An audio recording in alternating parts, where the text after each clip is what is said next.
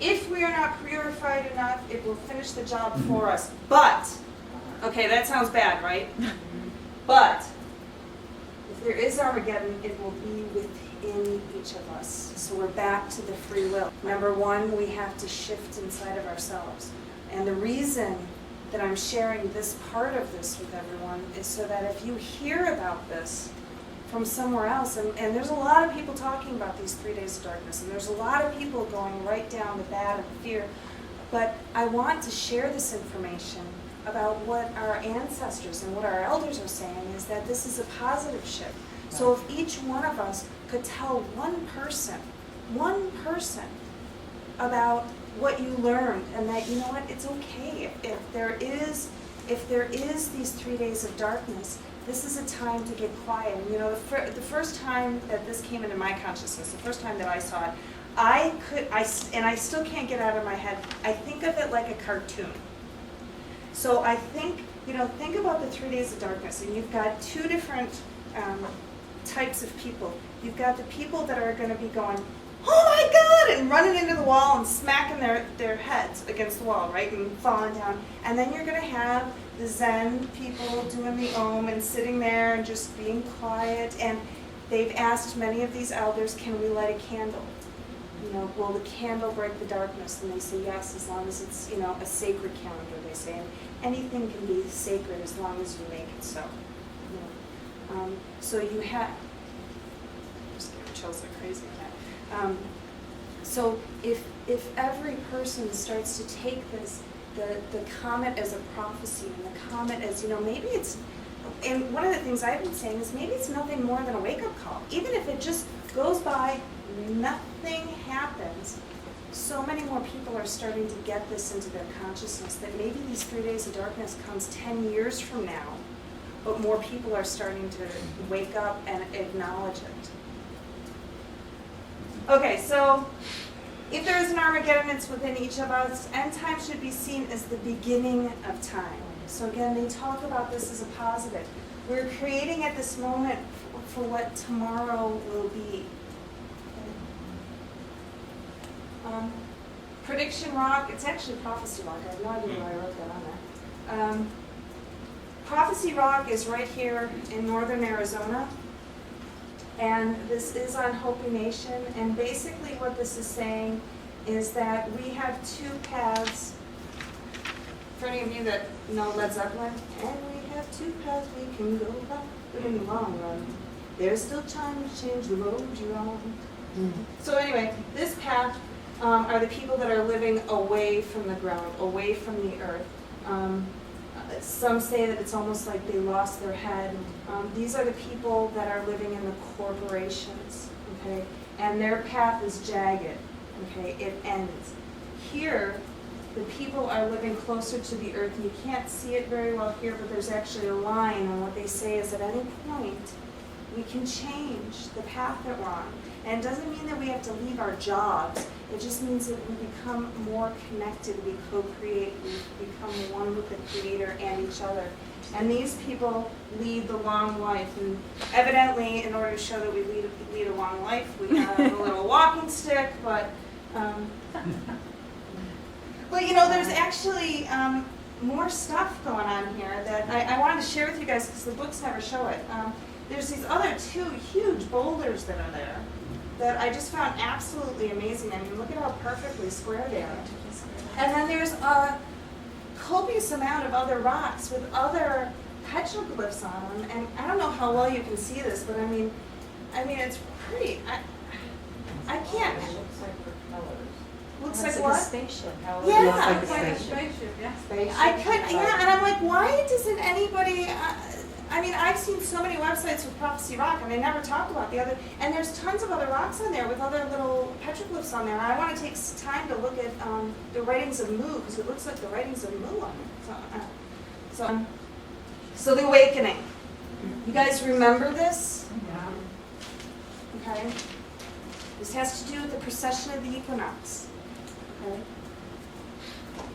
What I didn't have in there before was here's the awakening and here's the falling asleep, and you are here.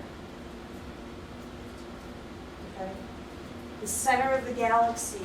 What Scientists now are even telling us, based on their archaeological discoveries, which are now only proving what the ancients tell us, is that when we move towards the center of the galaxy, and our planet is actually tilted towards the center, and we're getting the energy or the light from the center of the galaxy, just like the Maya talked about, this is when we awaken, and it doesn't happen exactly on the turn. It's just like for any of you guys that used to roller skate, you know, when you go around the turn, you don't really get that whipping action until you go around the turn.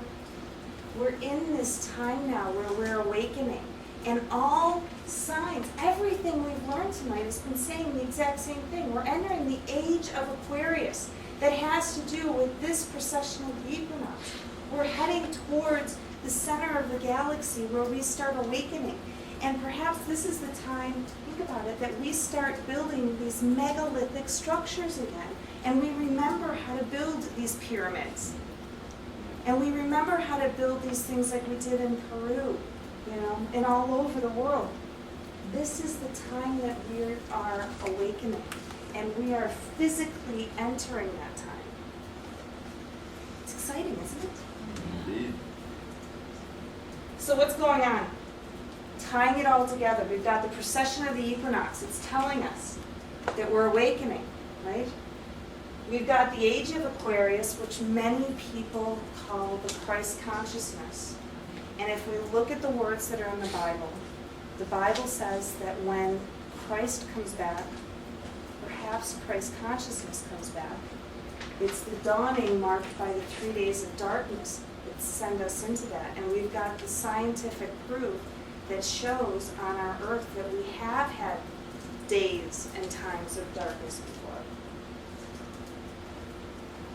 So that could Elenin be just nothing more than a wake-up call? Instead of this destruction, could it be the time for us to start getting ready for this awakening and to learn more rather than this gloom and doom that many people are trying to report on YouTube and the bloggers? So I want to go through with some of the other ancient cultures said. Okay, so the Hopi predict 25-year purification followed by the end of the fourth world and the beginning of the fifth. Last 25 years has been a little bit tumultuous, wouldn't you say? The Maya, zero time, and they do say that we're in zero time now. They know that the shift is coming, we just don't know when, and it's a time of rebirth. They're out of New Zealand, say that this, as the veils dissolve, there will be a merging of the physical and spiritual worlds. The Zulu believe that the whole world will be turned upside down. And this could be a consciousness thing too. It doesn't have to be a physical. Hindus, Kali Yuga, the coming of the Kalki and critical mass of the enlightened ones. The Incas, and by the way, this is not a typo. The Incas are going back to their original spellings. The Spanish didn't have K's in their language. The Incas call it the age of meeting ourselves again. The Aztec call this time of the sixth sun a time of transformation, creation of a new race. The Dogon say that the spaceship of the visitors, the Nomo, will return in the form of a blue star. Pueblo acknowledged will be the emergence into the fifth world. The Tibetans, the teachings are prophesized left by Buddha predicting the coming of a golden age. Are any of these ancient people saying that we're in a turbulent time? It's a time of change, and change can be a bit of a struggle, but afterwards, an enlightened period.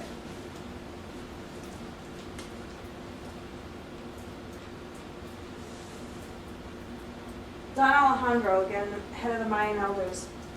It is the Maya prophecy. It is the return of the ancestor. It is the return of the men of wisdom. Let the morning come. Let the dawn come. Let the people be happy and find peace and be happy. So I'm here with you, giving you this message not to be afraid, but to spread it to the world. Not to be afraid of this change of time. When this day comes, just assume it's the end of a year, like New Year's Day, just a change. Because it's not the first time it will happen. Who knows how many times it has come before. Don't be afraid, my brothers and sisters, and don't believe all the things that you hear of the people threatening the end of the world. Now this is the Mayan elder telling you, okay? Words of the Hopi people. There is a river flowing very fast. It is so swift there will be those who will be afraid. They will try to hold on to the shore. They will feel they are being torn apart and they will suffer greatly. Know that the river has a destination. The elders say we must let go of the shore, push off into the middle of the river, and I say, see who is in there with you and celebrate. At this time in history, we are to take nothing personally, least of all ourselves. For the moment we do, our spiritual growth comes to a halt. The time of the lone wolf is over. Gather yourselves together as we are tonight. Banish the word struggle from your attitude and vocabulary. All that we do now must be done in a sacred manner and in celebrations. We are the ones that we are waiting for. Ahoy. So in summation, it's your choice. You know, we were given free will. So you can choose to be frightened, fight the change. I can't even say it. Or you choose to love, co-create, and say ahoy.